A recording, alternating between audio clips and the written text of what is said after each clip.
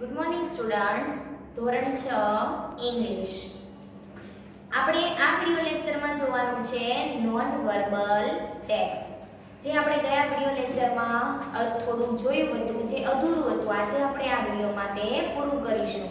તો દરેક સ્ટુડન્ટ્સ પોતાની ગ્રામર અને પેન લઈને બેસે. ચાલો, ગ્રામરની અંદર છે પેજ નંબર 48, એટલે કે 48 નંબરના પેજ પર આપણે 1 થી 4 નોન વર્બલ ટેક્સ્ટના ક્વેશ્ચન આન્સર ગયા વિડિયોમાં લખ્યા હતા. તો 5મા નંબરથી આપણે આજે લખીએ. 5મા નંબરમાં શું છે તો કે આપણને એક કોષ્ટક આપેલું છે જે ટાઈમ ટેબલ છે. જો આપણને પહેલી લાઈનમાં વારના નામ આપેલા છે, સોમવારથી શુક્રવાર. 1, 2, 3 અને 4 એ શું છે, એ ખાના આપેલા છે જેની અંદર અલગ અલગ વિષયો છે. એટલે કે પહેલો પીરિયડ સોમવારે કણો છે, ગુજરાતીનો, બીજો મેથ્સ એટલે ગણિત, ત્રીજો ઇંગ્લિશ અને ચોથો વિજ્ઞાન.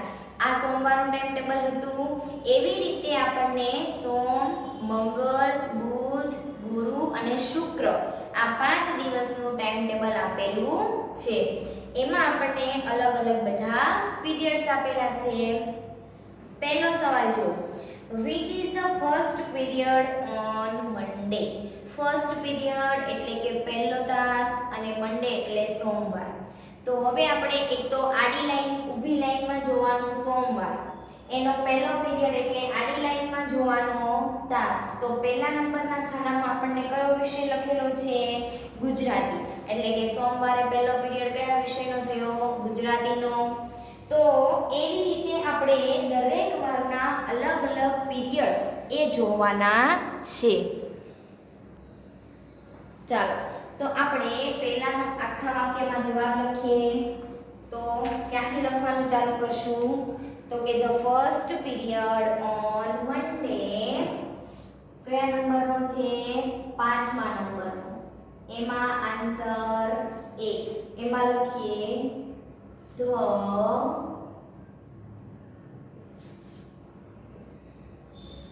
First period on Monday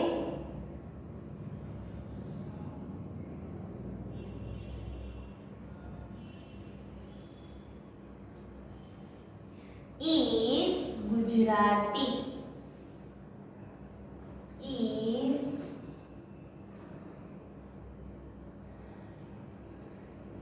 Gujarati. એના પછી આપણે બીજો સવાલ જોઈએ. Which is the English period on Friday? Friday એટલે શુક્રવાર. તો ઊભી લાઈનમાં પહેલા શુક્રવાર જોઈએ, છેલ્લું છે. એમાં આડી લાઈનમાં જો આપણને અંગ્રેજી ક્યારે લખેલું દેખાય છે તો કે 3 નંબરના ખાનામાં.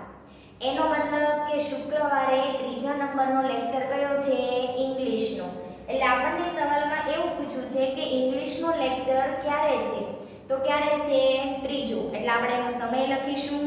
તો આપણે આખા વાક્યમાં જવાબ લખીએ. The English period on Friday, the English period on Friday is third. આ રીતે પણ તમારે જવાબ લખાય અને બીજી રીતે પણ લખાય. તો કે the third period English on Friday. તો આપણે એ રીતે પણ લખીએ.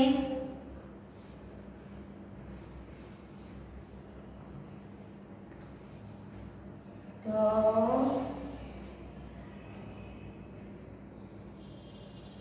Third period English on Friday. ચાલો, એના પછી આન્સર 3. આન્સર 3 માં શું કીધું છે? which subject will you learn in the first period on Wednesday? which subject એટલે કયો વિષય, learn એટલે વાંચશે. વેનસડે એટલે બુધવાર. ચલો બુધવારની ઊભી લાઈન એટલે કે ત્રીજી કોલમ છે. એમાં 1 નંબરનું જો ફર્સ્ટ પીરિયડ કયો છે? Social science. એટલે કે બુધવારે પહેલો લેક્ચર રહેશે સોશિયલ સાયન્સનો. તો આપણે આખા વાક્યમાં જવાબ લખીએ. The first period on Wednesday in social science learn અથવા એવી રીતે લખીએ.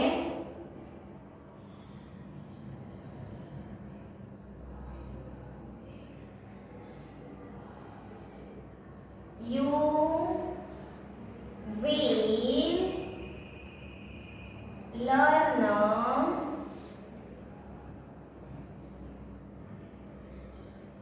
social science in the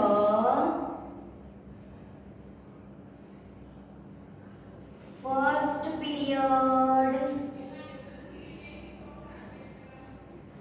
on Wednesday.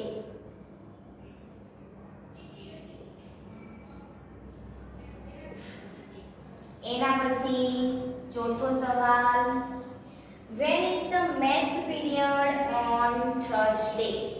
Thursday ના દિવસે ગણિતનો પીરિયડ ક્યારે છે?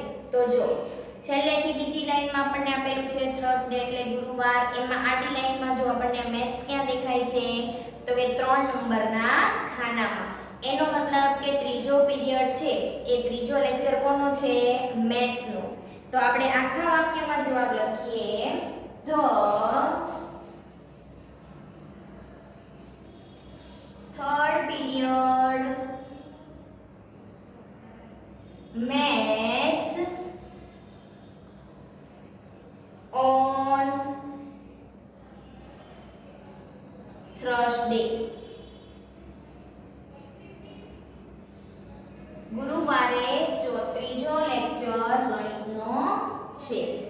એના પછી પાંચમું, when will you learn Hindi on Tuesday? મંગળવારે હિન્દી ક્યારે વાંચશે? તો કે મંગળવારનું ખાનું જો બીજી લાઈન એમાં આપણને બીજા નંબરના ખાનામાં આપેલું છે હિન્દી. એટલે એનો અર્થ કે સેકન્ડ લેક્ચર કોનો છે? હિન્દીનો. તો આપણે લખીએ you will learn Hindi second lectures Hindi. Lectures ને આપણને સવાલમાં બધે પીરિયડ આપેલા છે એટલે આપણે અહીંયા શું લખીશું? પીરિયડ લખીએ. Second period on Tuesday. on Tuesday. સમજાઈ ગયું? આ હતું 5મા નંબરનું આપણને જે ટાઈમ ટેબલ આપેલું છે નોન વર્બલ ટેક્સ્ટમાં. એના 5 સવાલના જવાબ.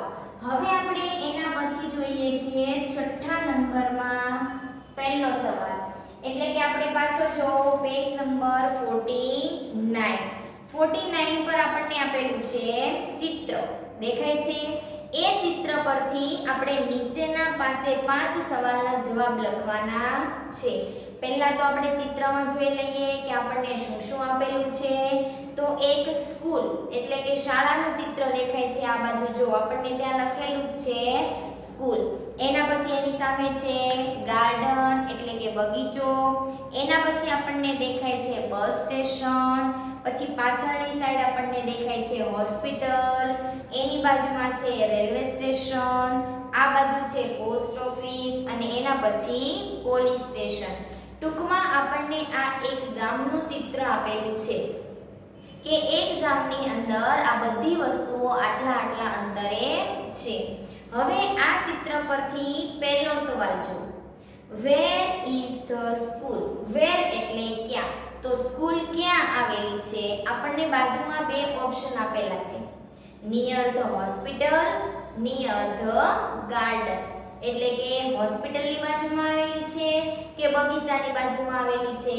તો ચિત્રમાં જો આપણને સ્કૂલ કોની નજીક દેખાય છે? ગાર્ડનની. એટલે આપણો જવાબ સાચો કયો થયો? Near the garden. તો આપણે આખા વાક્યમાં જવાબ લખીએ.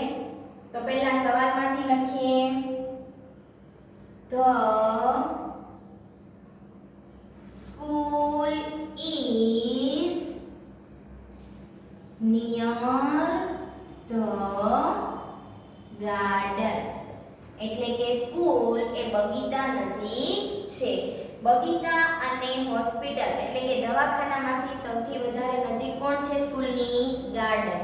એટલા માટે આપણે લખ્યું નિયર ધ ગાર્ડન. બીજો ક્વેશ્ચન જો, which place is near the bus station?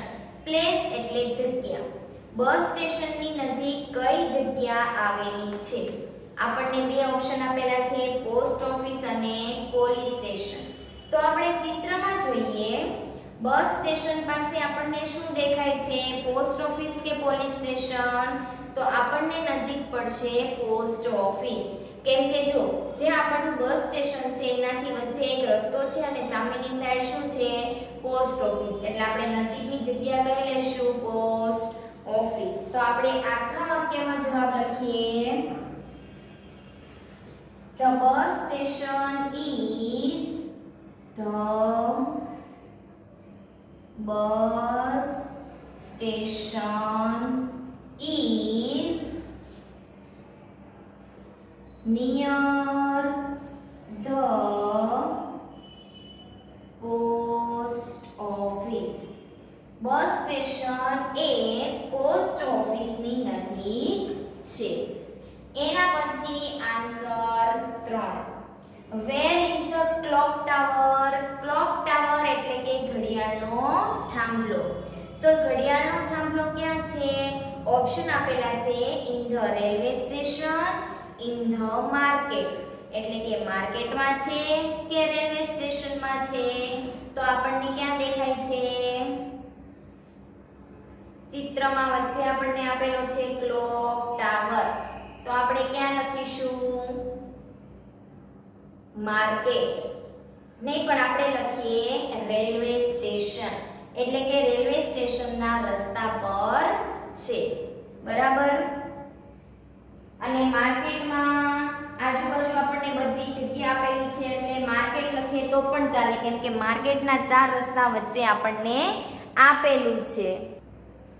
ચાલો આપણે ચિત્રમાં જોઈએ તો આપણને રેલવે સ્ટેશન એ ખૂબ જ દૂર છે.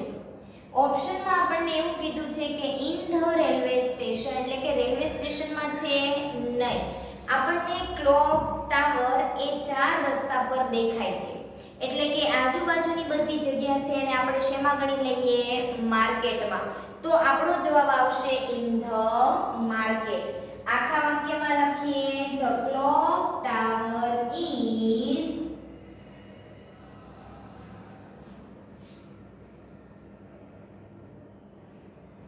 clock tower is in the market. એટલે કે ક્લોક ટાવર એ ક્યાં છે? માર્કેટમાં છે. એના પછી આપણે જોઈએ answer 4. Is there a river in the village? શું ગામમાં નદી પણ છે? તો ચિત્ર જુઓ. આપણને બસ સ્ટેશનની પાછળ અને હોસ્પિટલની આગળ એક નદી દેખાય છે. પછી એના પર એક પુલ જેવું આવે છે. તો કે ગામમાં નદી છે.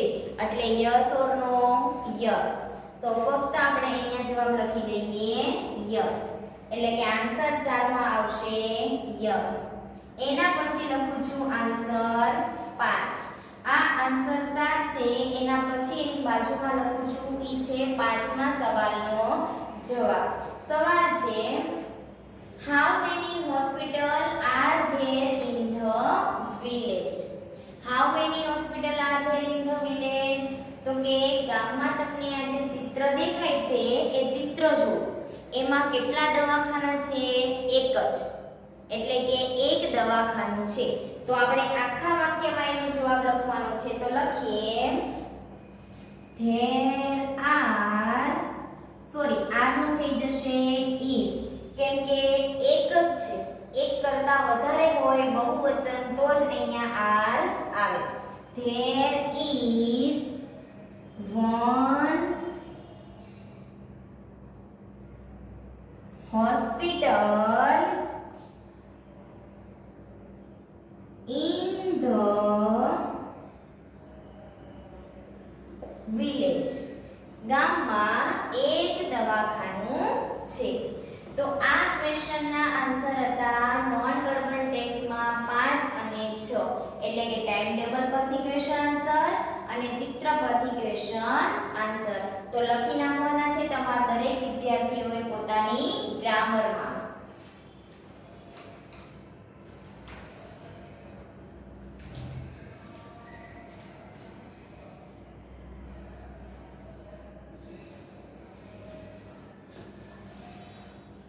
ચાલો લખાઈ ગયું. હવે આપણે જોઈએ છીએ આના આગળનું, એટલે કે 7મા નંબરનો. 7મામાં આપણને આપેલું છે એક બિલ. દુકાનમાંથી ખરીદેલી વસ્તુનું આપણને શું આપેલું છે? બિલ આપેલું છે.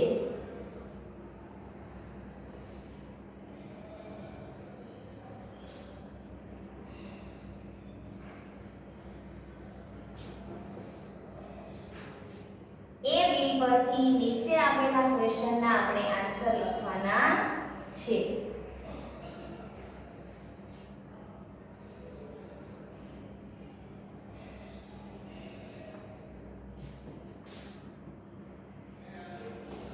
ચાલો આપણે પહેલો ક્વેશ્ચન જો.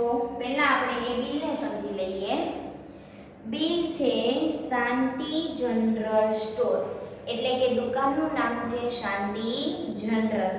ઉપર આપણને આપેલું છે કેશ મેમો. કેશ મેમો એટલે કે બિલ નંબર. એના પછી નીચે એવી લાઈન લખેલી છે MG road near Rajlakshmi talkies Rajkot, એટલે આ શું થયું? એનું એડ્રેસ. એના નીચે આપેલું છે નામમાં મિસિસ હર્ષિલાબેન, એટલે કે બિલ કોનું છે? હર્ષિલાબેનનું. કઈ તારીખનું? 12 જાન્યુઆરી 2013 નું. એના નીચે આપણને આપેલું છે આઇટમ, ક્વોન્ટિટી, રેટ અને અમાઉન્ટ, એટલે કે પહેલી આઇટમ છે પેપ્સોડન્ટ ટૂથપેસ્ટ. કોલગેટ 2 લીધેલી છે, એકનો ભાવ 60 છે, એટલે બેનો ભાવ કેટલો થાય? 120 રૂપિયા. પછી છે ઉજાલા વોશિંગ પાવડર 3 કિલો, તો 1 કિલોનો ભાવ છે 25 રૂપિયા, તો 3 નો કેટલો થાય? 75. એના પછી સુગર એટલે ખાંડ 2 કિલો, 1 કિલોનો ભાવ 38, એટલે 2 કિલોના 76 રૂપિયા. એના પછી ચોથી વસ્તુ છે વાઘ બકરી ટી 1 કિલો, એનો ભાવ 70 રૂપિયા છે, તો 1 કિલોના 70 રૂપિયા. આપણને અમાઉન્ટના ખાનામાં ટોટલ જે રકમ છે એનો નીચે સરવાળો આપેલો છે 341, એટલે કે 341 રૂપિયા. આ 341 રૂપિયા છે એ શું છે? તો કે બિલ. જેટલી વસ્તુ એને ખરીદેલી છે એનું બિલ. એના પછી એવું નીચે લખેલું છે સન્ડે ક્લોઝડ, એટલે કે રવિવારે દુકાન બંધ રહેશે. અને આ બાજુ લખેલું છે prepaid by Mohanlal. Prepaid by એટલે કે બિલ તૈયાર કરનાર વ્યક્તિ કોણ છે? મોહનલાલ. એનો મતલબ કે દુકાનદાર થશે. ચાલો હવે પહેલો સવાલ જો. What is the price of 1 kg sugar? 1 kilo ખાંડનો ભાવ શું છે? કોષ્ટકમાં જો આપણને શું બતાવે છે? 1 કિલો ખાંડનો ભાવ 38 રૂપિયા. તો આપણે જવાબ લખીએ. આન્સર 1. શું કીધું છે?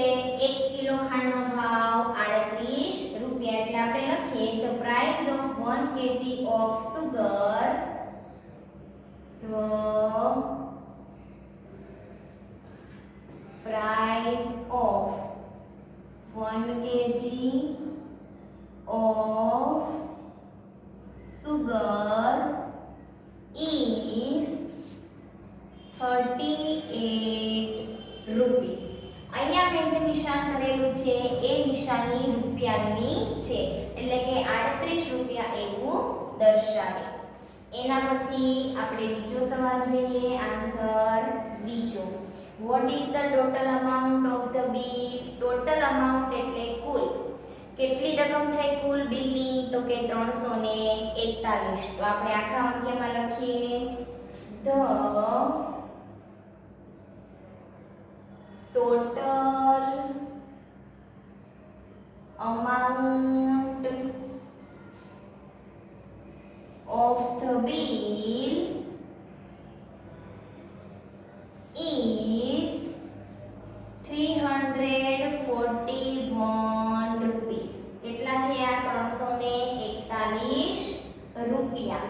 એના પછી ત્રીજું, what is the bill for toothpaste? એટલે કે કોલગેટ નો ભાવ શું છે? તો આપણને આપેલું છે એક કોલગેટ નો ભાવ 60 રૂપિયા. તો આપણે એમ લખીએ, સોરી, અને આમાં એવું કીધેલું છે the bill for toothpaste એટલે એને કેટલી ટૂથપેસ્ટ લીધી હતી? 2. એકનો ભાવ 60 રૂપિયા એટલે ટોટલ કેટલો થયો? 120 રૂપિયા. તો આપણે આખા વાક્યમાં જવાબ લખીએ the bill for toothpaste is rupees 120 એટલે કે 120 રૂપિયા. ચોથો સવાલ, which item cost rupees 17? 70 રૂપિયા ભાવ કઈ વસ્તુનો છે? તો આપણને ચોથા નંબરની વસ્તુ આપેલી છે, જો વાઘ બકરી ટી. તો આપણે લખીએ વાઘ બકરી ટી cost rupees 70 રૂપિયા ભાવ. એના પછીનો આન્સર 5. પાંચમા નંબરમાં છે how many items are there in the bill? બિલમાં ટોટલ કેટલી વસ્તુઓ છે? તો કેટલી વસ્તુઓનું બિલ છે? 4 વસ્તુઓનું એટલે 4 આઇટમ થયું. તો આપણે એને આખા વાક્યમાં જવાબ લખીએ there are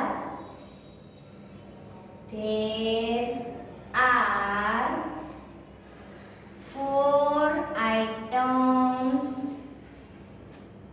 in the bill. આ હતા 5 સવાલના જવાબ બિલ પરથી જે લખવાના હતા તે. તો લખી નાખશે દરેક વિદ્યાર્થી.